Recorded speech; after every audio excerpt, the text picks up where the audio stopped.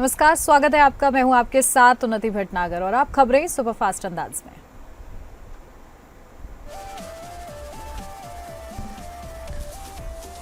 उत्तर प्रदेश के जनपद अलीगढ़ के थाना अकराबाद क्षेत्र के नेशनल हाईवे स्थित गोपी गांव के पास मंगलवार की सुबह एक दर्दनाक सड़क हादसा उस वक्त सामने आया जब कार और कैंटर गाड़ी के बीच आमने सामने की जोरदार भिड़ंत हो गई, जिसके बाद देखते ही देखते दोनों वाहनों में भीषण आग लग गई, जिसके चलते दोनों वाहनों में सवार करीब 5 लोगों की आग में जिंदा जलकर मौके पर ही दर्दनाक मौत हो गई। एक्सीडेंट में 5 लोगों की मौत होने की सूचना मिलते ही इलाका पुलिस समेत पुलिस के उच्च अधिकारियों और अग्निशमन विभाग की टीम मौके पर पहुंच गई। मौके पर पहुंचे फायर ब्रिगेड के कर्मचारियों द्वारा दोनों वाहनों में लगी आग पर पानी की बौछार करते हुए आग को बुझाते हुए 5 मृत लोगों के शवों को दोनों गाड़ियों से बाहर निकाला गया, लेकिन मृतकों की पहचान नहीं हो सकी, जिसके चलते पुलिस ने पंचायतनामा की कार्रवाई करते हुए 5 शवों को पोस्टमार्टम के लिए मोर्चरी भेज दिया है। पुलिस मामले में सभी मृतकों की पहचान करने की कोशिश करते हुए मामले की जांच में जुटी हुई है। आपको बताते चले कि 2 वाहनों के बीच हुई आमने सामने की जोरदार टक्कर का पूरा मामला थाना काराबाद क्षेत्र के नेशनल हाईवे स्थित गोपी गांव स्थित फ्लाईओवर के ऊपर का है, जहां मंगलवार की सुबह कार और कैंटर गाड़ी के बीच आमने सामने की भिड़ंत होती है, जिसके चलते दोनों वाहनों में देखते ही देखते आग लग गई और दोनों वाहन में सवार करीब 5 लोगों की आग में जिंदा जलकर मौत हो गई। दोनों गाड़ियों के अंदर आग में जल रहे लोगों की चीख चिल्लाने की आवाज सुनकर सड़क पर गुजर रहे लोग स्थानीय ग्रामीण मौके पर पहुंचे, जिसके चलते घटनास्थल पर अफरा तफरी चीख पुकार मच गई। नेशनल हाईवे के ऊपर दौड़ रहे वाहनों के रफ्तार के पहिए भी इसके चलते थम गए।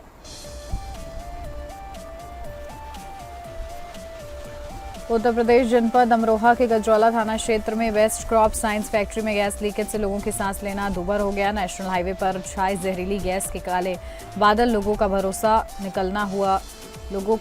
निकलना हुआ दूभर। लोगों ने मुंह पर बड़े मास्क, दहशत का माहौल नजर आया है। घरों में किवाड़ बंद कर अंदर बैठने को लोग मजबूर हो गए। बताते चलें कि गजरौला में west crop science private limited company में विभिन्न प्रकार के कृषि रसायन उत्पाद बनाती है, जिनमें तकनीकी और फॉर्मुलेशन ग्रेड कीटनाशक, शाकनाशी, कवकनाशी और विभिन्न अन्य रासायनिक उत्पाद शामिल हैं। कंपनी फसल सुरक्षा उत्पादों के लिए एक प्रमुख आपूर्तिकर्ता है। उत्पाद प्रकार कीटनाशक के रसायन फसलों को नुकसान पहुंचाने वाले कीड़ों को नियंत्रित करने के लिए उपयोग किए जाते हैं। शाकनाशी ये अवांछित पौधों या खरपतवारों को नियंत्रित करने में मदद करते हैं। ये कवक रोगों को रोकने या इलाज करने में मदद करते हैं। अन्य रासायनिक उत्पाद कंपनी फसल सुरक्षा से जुड़े कई अन्य रासायनिक उत्पादों का भी निर्माण करती है। लोगों का कहना है कि आए दिन इससे गैस लीकेज होने से लोगों के लिए एक समस्या बनी हुई है। लोगों का कहना है कि आज 9 से गैस की लीकेज जितनी तेजी हो गई है कि फैक्ट्री के पास के क्षेत्र तिगरिया, खादर, नेपुरा, अलीपुर मोहल्ला, सुल्तान नगर व हाईवे पर इस कदर गैस लीकेज के काले बादल छा गए हैं कि वाहनों की रफ्तार भी धीमी पड़ गई है और लोगों ने अपने मुंह से कपड़ा बांधकर घरों से बाहर निकलना शुरू कर दिया। लोगों में काफी ज्यादा डर का माहौल है।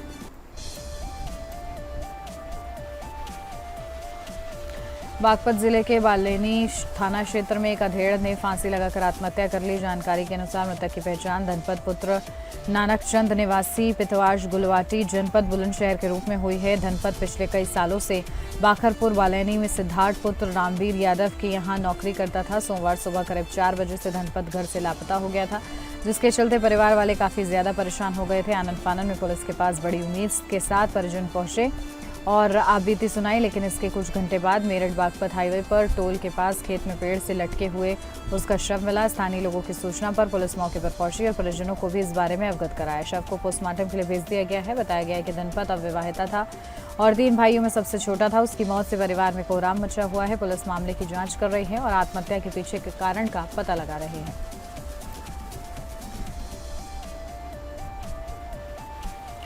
जिले के दरगाह थाना क्षेत्र अंतर्गत बलरामपुर रोड स्थित शुआपारा गांव में मंगलवार सुबह दर्दनाक हादसा हो गया। नियंत्रित तेज रफ्तार वाहन ने सड़क किनारे फूल तोड़ रहे 3 लोगों को रौंद दिया, जिससे मौके पर ही उनकी मौत हो गई। मृतकों में 2 महिलाएं और 1 पुरुष शामिल है। प्रत्यक्षदर्शियों के अनुसार सभी पीड़ित सड़क किनारे स्थित खेत में फूल तोड़ने में व्यस्त थे, तभी एक तेज रफ्तार वाहन ने नियंत्रण खोते हुए उन्हें कुचल दिया। टक्कर इतनी जबरदस्त थी कि तीनों की मौके पर मौत हो गई। हादसे के बाद चालक वाहन समेत मौके से फरार हो गया। घटना की सूचना मिलते ही दरगाह थाना पुलिस मौके पर पहुंची और शवों को कब्जे में लेकर पोस्टमार्टम के लिए भेज दिया। फिलहाल पुलिस आरोपी वाहन और उसके चालक की तलाश में जुट गई है। वहीं इस दर्दनाक हादसे के बाद गांव में शोक की लहर दौड़ गई है। परिजनों का रो रो कर बुरा हाल है। प्रशासन द्वारा मृतकों के परिजनों को आर्थिक सहायता दिए जाने की मांग की जा रही है। सदर कोतवाली क्षेत्र में दिन दहाड़े मां बेटी को बंधक बनाकर लूटपाट की गई। विरोध पर बदमाशों ने महिला की पीट कर हत्या कर दी। ऊपरी मंजिल पर बंधक बनी बड़ी बेटी ने किसी तरह से खुद को बंधन मुक्त किया और पड़ोसियों से मदद की गुहार लगाई। सूचना पर पहुंची पुलिस ने जांच पड़ताल की। डॉग स्क्वाड और फॉरेंसिक टीम ने भी मौके से सबूत जुटाए। बदमाशों की तलाश में पुलिस की 3 टीम लगी हैं। एसपी विनोद कुमार ने बताया कि आरोपी बलरामपुर जिले के हैं। करीब 3 महीने से घर पर टाइल्स लगाने का काम कर रहे थे। पुलिस ने बताया मोहल्ला कुतुलपुर मकरंद नगर में रहने वाले अरविंद श्रीवास्तव कन्नौज स्थित ग्रामीण बैंक में कैशियर थे। 8 साल पहले मृत्यु हो गई थी। अरविंद की पत्नी सुनीता और 2 बेटियां कोमल दिया श्रीवास्तव रहती हैं। मृतक आश्रित कोटे के तहत छोटी बेटी दिया को नौकरी मिली है। सोमवार को दिया बैंक गई थी। घर पर मां सुनीता और बहन कोमल थी। एसपी विनोद कुमार ने बताया बलरामपुर का रहने वाला जसवंत अपने जीजा के साथ सुनीता के दूसरे मकान में 3 महीने से टाइल्स लगाने का काम कर रहा था। जिस घर में मां बेटी थी वहां सोमवार से टाइल्स लगाने का काम शुरू हुआ था। सुनीता ग्राउंड फ्लोर और उनकी बड़ी बेटी कोमल पहले फ्लोर पर मौजूद थी। दोपहर में जसवंत अपने जीजा के साथ मिलकर अचानक हमला कर दिया। उसने सुनीता और कोमल को बंधक बना लिया और लूटपाट करने लगे। सुनीता ने विरोध किया तो पीट कर हत्या कर दी।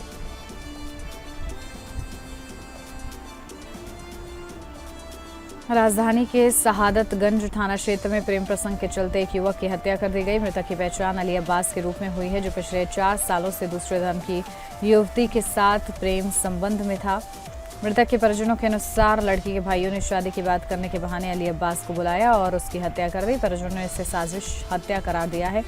घटना की सूचना मिलते ही स्थानीय पुलिस मौके पर पहुंची और मामले की जांच शुरू कर दी। पुलिस अधिकारियों का कहना है कि हत्या के पीछे प्रेम प्रसंग और पारिवारिक विरोध की भूमिका की जांच की जा रही है। फिलहाल युवती के परिजनों से पूछताछ की जा रही है और घटनास्थल से जरूरी साक्ष्य एकत्र किए जा रहे हैं। राजधानी में इस प्रकार की वारदात से इलाके में सनसनी फैल गई है और लोग इस घटना को लेकर काफी आक्रोशित हैं। पुलिस ने आश्वासन दिया है कि दोषियों के खिलाफ सख्त कार्रवाई की जाएगी।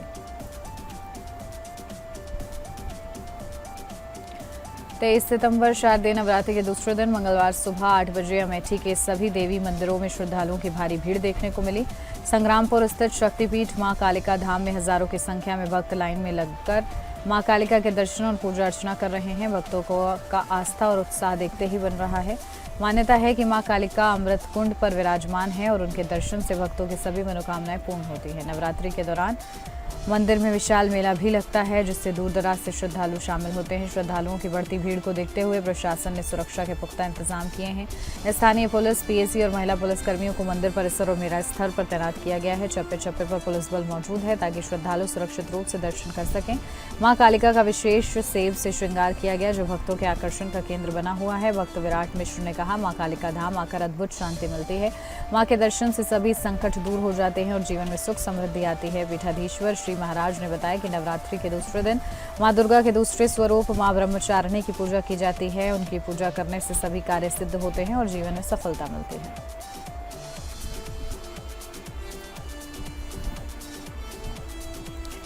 शहर कोतवाली क्षेत्र के काली पहाड़ी गांव में एक बार फिर खून की होली खेली गई है। गांव में एक युवक की धारदार हथियार और पत्थरों से कुचकर नृशंस हत्या कर दी गई। हैरान करने वाली बात यह है कि हत्या उसी स्थान पर की गई जहां 9 साल पहले एक अन्य युवक की हत्या हुई थी। मृतक युवक उसी पुराने हत्याकांड का आरोपी बताया जा रहा है, जो हाल ही में जमानत पर जेल से बाहर आया था। ग्रामीणों की सूचना पर मौके पर पहुंची पुलिस ने खून से लथपथ शव को कब्जे में लिया। शव की पहचान गांव के ही एक युवक के रूप में की गई है, जो आपराधिक मामलों में संलिप्त रहा है। प्राथमिक जांच में सामने आया है कि युवक की हत्या किसी गहरी रंजिश के चलते की गई है। शव के पास मिले खून से सने पत्थर और धारदार हथियार ने इसे नृशंस घटना की भयावहता को और बढ़ा दिया है। फोरेंसिक टीम ने मौके पर पहुंचकर महत्वपूर्ण साक्ष्य जुटाए हैं। पुलिस अधिकारी एसपी और एसपी स्वयं घटनास्थल पर पहुंचे और स्थिति का जायजा लिया। शहर कोतवाली पुलिस ने मामले की गंभीरता को देखते हुए गांव में भारी पुलिस बल तैनात कर दिया है। हत्या के पीछे बदले की भावना बताई जा रही है। हालांकि पुलिस सभी संभावित कोणों से जांच कर रही है। गांव में फैले तनाव और सनसनी के बीच पुलिस जल्द ही आरोपियों की गिरफ्तारी का दावा कर रही है। यह घटना गांव में दहशत का माहौल बना चुकी है।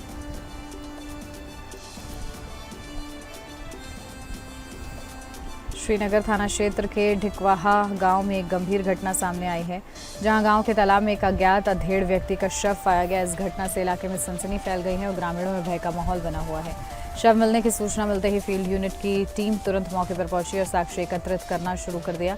जानकारी के अनुसार मृतक की पहचान अभी तक नहीं हो सकी है। पुलिस शव को कब्जे में लेकर पोस्टमार्टम के लिए भेज चुकी है और पहचान के लिए स्थानीय लोगों से भी संपर्क साध रही है। शुरुआती जांच में पुलिस ने हत्या की आशंका जताई है और संदेह व्यक्त किया है कि हत्या के बाद शव को तालाब में फेंका गया है। डिकवाहा गांव के तालाब से शव मिलने की खबर के बाद पुलिस ने इलाके में चप्पे चप्पे पर जांच बढ़ा दी है। आसपास के सीसीटीवी फुटेज और गांव के लोगों के बयान भी जुटाए जा रहे हैं ताकि हत्या की घटना के पीछे के कारणों और संदिग्धों का पता लगाया जा सके। पुलिस का मानना है कि इस वारदात में किसी व्यक्ति या समूह का हाथ हो सकता है, इसलिए हर एंगल से जांच जारी है।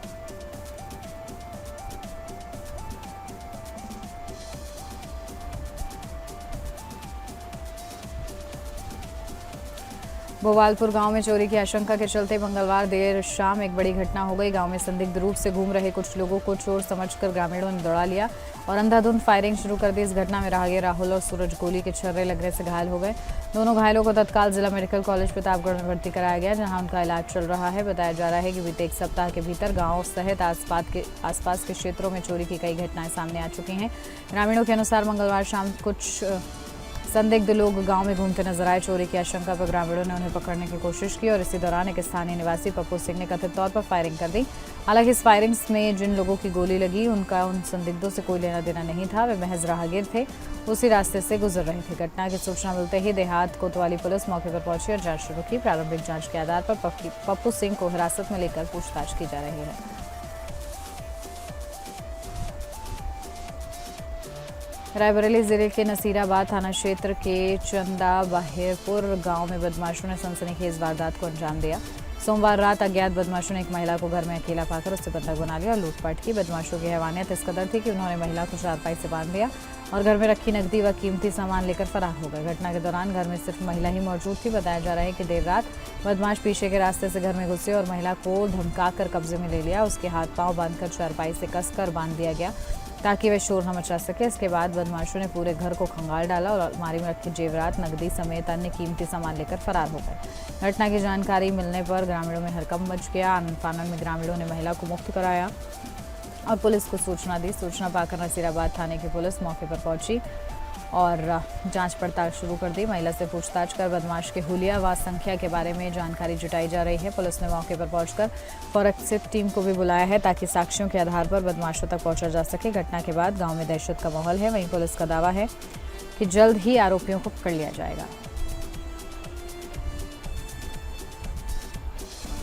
श्रावस्ती जिले के जमुनहा तहसील अंतर्गत महाराजगंज दाखिला रामपुर कोडरी गांव में से कानून व्यवस्था को ठेंगा दिखाने वाली एक बड़ी खबर सामने आई है। गांव के निवासी मुरलीधर पुत्र सालिक राम ने दबंगों पर उनकी पुश्तैनी जमीन पर जबरन कब्जा कर पक्का मकान खड़ा करने का गंभीर आरोप लगाया है। पीड़ित के अनुसार विवादित भूमि घाटा संख्या 490 पर स्थगन आदेश के बावजूद निर्माण कार्य तेजी से जारी रहा। मुरलीधर का कहना है कि उन्होंने न्यायालय से सटे ऑर्डर प्राप्त कर रखा है, जिसके तहत उक्त भूमि पर कोई निर्माण कार्य नहीं किया जा सकता है। बावजूद इसके विपक्षी नसीमुद्दीन बेगम और फरीद खान उर्फ गुड्डू ने अपने साथियों के साथ मिलकर न सिर्फ दीवार खड़ी की बल्कि छत तक डाल दी। पीड़ित द्वारा विरोध करने पर उन्हें जान से मारने की धमकी दी गई। सबसे गंभीर बात यह है कि पीड़ित ने स्थानीय पुलिस पर मिलीभगत का आरोप लगाया है।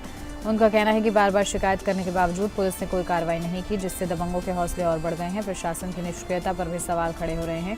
पीड़ित ने डीएम और एसपी को भी प्रार्थना पत्र दिया, लेकिन कोई ठोस कदम नहीं उठाया गया। इस पूरे मामले को लेकर ग्रामीणों में चर्चा का माहौल है। पीड़ित को अपने परिवार सहित जान माल का खतरा महसूस हो रहा है। उन्होंने प्रशासन से तत्काल हस्तक्षेप करने की मांग की है और चेतावनी दी है कि यदि जल्द कोई कदम नहीं उठाया गया तो हालात और बिगड़ सकते हैं। फ्रांस ने मंगलवार को औपचारिक तौर पर फिलिस्तीन को एक स्वतंत्र देश के तौर पर मान्यता दे दी है। फ्रांस के राष्ट्रपति इमैनुअल मैक्रों ने यूनाइटेड नेशंस की मिडिल ईस्ट पीस प्रोसेस की मीटिंग के दौरान ये ऐलान किया।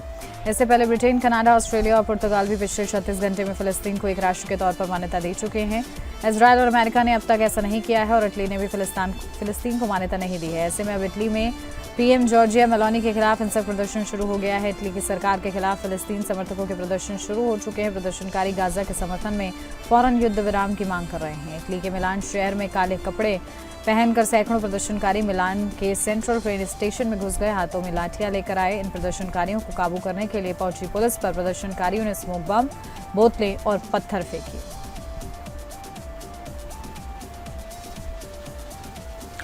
भारत और अमेरिका के बीच रिश्तों को और मजबूत करने की दिशा में एक और कदम आगे बढ़ाया है। सोमवार को न्यूयॉर्क में संयुक्त राष्ट्र महासभा यानी कि UNGA के 80वें सत्र के दौरान भारत के विदेश मंत्री एस जयशंकर ने अमेरिकी विदेश मंत्री मार्को रूबियो से मुलाकात की। इस मुलाकात में दोनों नेताओं ने आपसी रिश्तों को और गहरा करने पर जोर दिया। रूबियो ने मुलाकात के बाद कहा, भारत अमेरिका के लिए बहुत अहम साझेदार है। उन्होंने व्यापार, रक्षा, ऊर्जा, दवाइयों और महत्वपूर्ण खनिज जैसे क्षेत्रों में भारत के साथ मिलकर काम करने की सराहना की।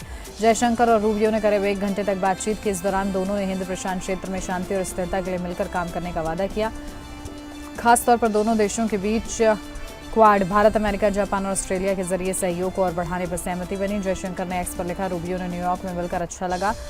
हमने आपसी और वैश्विक मुद्दों पर खुलकर बात की। प्राथमिकता वाले क्षेत्रों में आगे बढ़ने के लिए नियमित संपर्क बनाए रखने पर सहमति बनी। रूबियो ने भी एक्स पर लिखा, जयशंकर के साथ व्यापार, ऊर्जा, दवाइयों और महत्वपूर्ण खनिज जैसे क्षेत्रों में भारत अमेरिका रिश्तों को और मजबूत करने पर बात हुई। इससे दोनों देशों में खुशहाली बढ़ेगी। ये मुलाकात ऐसे समय हुई है जब हाल के महीनों में भारत और अमेरिका के बीच व्यापार और रूस से तेल खरीद को लेकर कुछ तनाव देखा गया है। ट्रंप प्रशासन ने रूस से तेल खरीदने की वजह से भारत पर 25% अधिक टैक्स लगाया था। मध्य पूर्व एशिया की राजनीति दिलचस्प होती जा रही है। एक और इजरायल गाजा में हमास के खिलाफ अभियान चला रहे हैं, तो वहीं दूसरी ओर ब्रिटेन, कनाडा, ऑस्ट्रेलिया समेत कई देशों ने एक के बाद एक फिलिस्तीन को मान्यता दे दी है। अब इस लिस्ट में फ्रांस का नाम भी जुड़ गया है। फ्रांस के राष्ट्रपति इमैनुअल मैक्रोन ने सोमवार को कि फ्रांस ने आधिकारिक तौर पर फिलिस्तीन राष्ट्र को मान्यता दे दी है। ये कदम संयुक्त राष्ट्र सम्मेलन के दौरान उठाया गया है। संयुक्त राष्ट्र के महासचिव एंटोनियो गुटेरेस ने कहा है कि फिलिस्तीन राष्ट्र का दर्जा एक अधिकार है, इनाम नहीं। एंटोनियो गुटेरेस को कहा कि वैश्विक नेताओं की उस बैठक में ये बात कही जिसका उद्देश्य इजरायल के साथ साथ एक फिलिस्तीनी राष्ट्र बनाने के प्रयासों को पुनर्जीवित करना था। हालांकि इजरायल की सरकार ने फिलिस्तीन राष्ट्र के दर्जे को ये कहते हुए अस्वीकार कर दिया कि इससे हमास को लाभ होगा। फ्रांस के राष्ट्रपति इमैनुअल मैक्रोन ने फिलिस्तीन राष्ट्र को मान्यता देने की घोषणा कर दी है।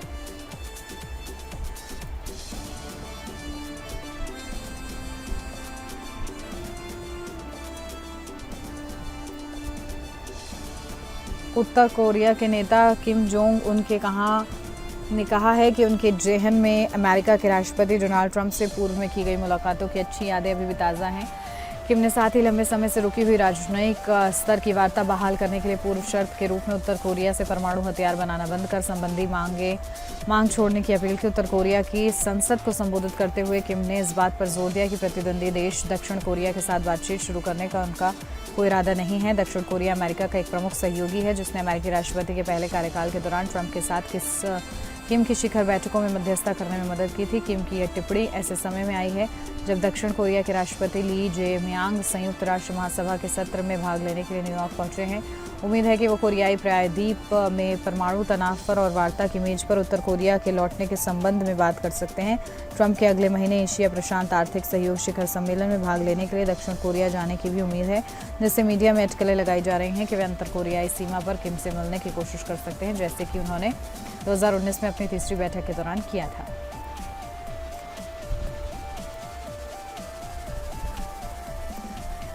पाकिस्तान के खैबर पख्तूनख्वा प्रांत की तेरहा घाटी में सोमवार को एक परिसर में हुए घातक विस्फोट में आम नागरिकों और आतंकवादियों समेत कम से कम 24 लोगों की मौत हो गई। बताया जा रहा है कि ये विस्फोट पाकिस्तानी तालिबानी लड़ाकों द्वारा जमा किए गए बम बनाने के सामान के कारण हुआ। हालांकि तमाम रिपोर्टों के अनुसार पाकिस्तानी वायुसेना के विमानों में हवाई हमले किए गए। यह विस्फोट सोमवार को पाकिस्तान के अशांत उत्तर पश्चिमी इलाके में हुआ जो अक्सर आतंकवादियों के निशाने पर रहता है।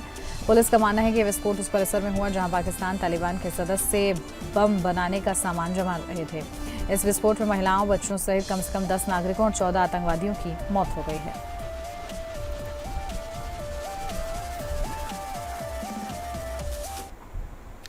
और इसी के साथ इस बुलेटिन में बस इतना ही। नमस्कार।